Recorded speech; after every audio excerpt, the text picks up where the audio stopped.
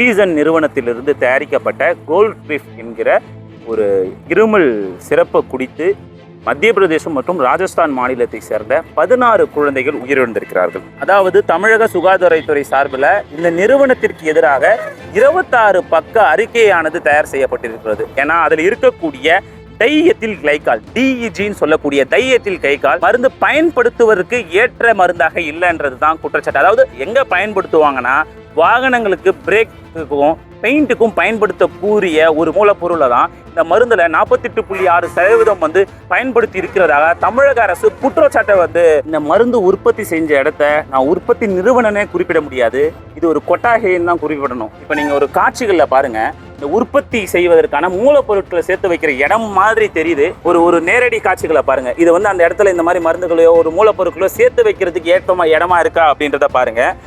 இந்த இடத்துல என்னென்ன குற்றச்சாட்டுகள் வச்சிருக்காங்கன்னா, துருப்பிடித்த இயந்திரங்கள் இருந்ததாகவும், சுத்தமான தண்ணி இல்லை, அசுத்துவ கழிவுகள் இருந்தது, காற்றோட்டமான அமைப்புகள் இல்லைன்னு 350க்கும் மேற்பட்ட குற்றச்சாட்டை அந்த அறிக்கையில் தெரிவிக்கப்பட்டிருக்காங்க.